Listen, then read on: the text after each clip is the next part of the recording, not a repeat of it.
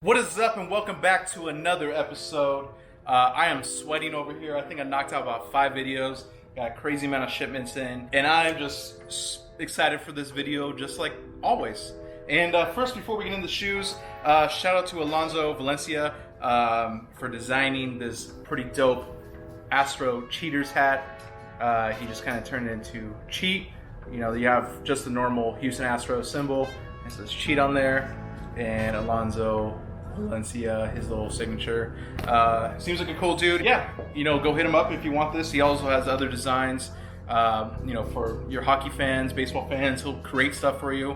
So yeah, go give him a shout out. All right, so this shoe, you know, I have mixed feelings about, but you know, we'll just dive right into it. So first off, you got the women's release box. These are size 12 in women's, so 10.5 in men's. You know, the red and black. Honestly, I really do like this. You know, the men's are, you know, flopped, the black and red. I kind of like this, but it's cool box, but nothing too crazy. I've got these through Undefeated. They had a raffle. Honestly, the only other raffle I got was the Kobe Undefeated and the Laker colorways. They came out like a year ago, and they hit me up with this when I did the raffle, and I honestly forgot I put myself in. But yeah, luckily I was able to get these. And I live pretty close to them, and you know, they still ship them out obviously because of the virus, and it came the next day, which is awesome. But you know, it was honestly kind of better that I didn't have to drive and deal with parking and everything, or deal with a crazy amount of people to pick these up anyways. So we got the Jordan 1 Satin Snake Skin on the back, women's release. Again, for the people who are 10.5 as your max, you were able to pick this up. Anything higher than that, you're not going to fit in these shoes. So I mean, it resembles kind of the Chicago colorway a lot, and obviously if you remember that satin pair that came out, it resembles that as well. I think it has its own little twists and flavors on them. Overall, the shoe is okay. So you got the standard black laces that it comes with. You got the white laces and the red laces. Honestly, if I'm rocking these, it'll probably just be the black laces that are already on here. I think that just, you know, probably is going to look the best. So I mean, again, the normal Jordan 1 silhouette, nothing too crazy. If you look right here, it almost looks like Chicago's. The leather feels decent. I don't know. The white, nah, it doesn't even feel decent, let's be real. The red leather that I'm feeling right here, it feels very hard, almost like plastic-ish. It feels, I mean, I don't know. The white one feels a little different. It's a little bit softer. I don't know. Maybe I just need to break them in. I don't know why it feels so bizarre.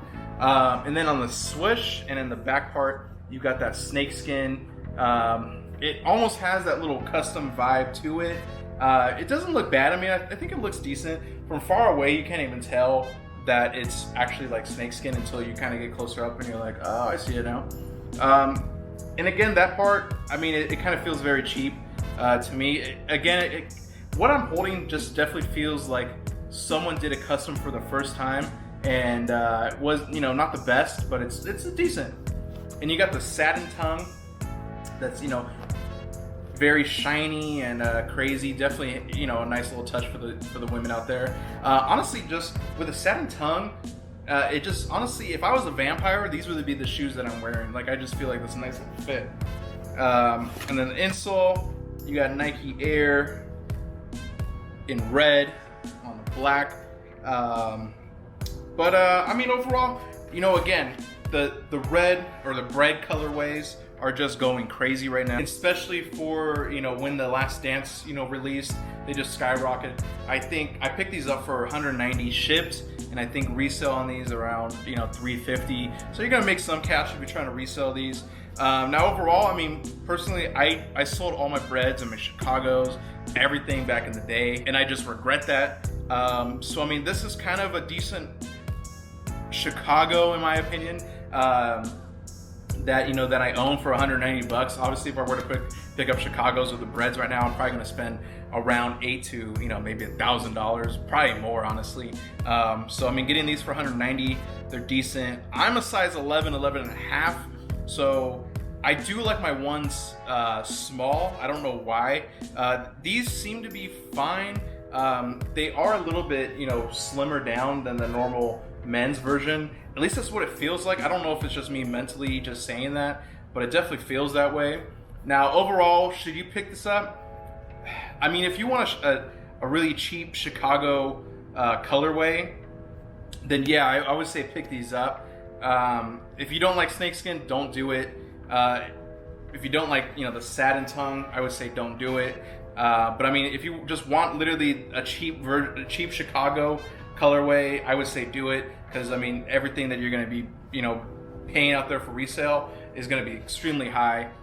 Is the quality good? No. The leather feels very stiff and almost plasticky in a lot of parts. But I mean, I think they look decent. They're nothing too crazy. I personally kind of do like them. I think they're growing on me a little bit more. Obviously, maybe it's just the colorway. I don't know. The snakeskin, I guess I could have done without. But it's decent. And the satin tongue, I actually kind of like. I kind of do like it. It's kind of nice. But overall, you know, what do you think? Do you like these? Did you sleep on these? Did you just buy them to resell? You know, would you rock these? Especially, you know, being that they're women's release. But let me know. Until next time, guys.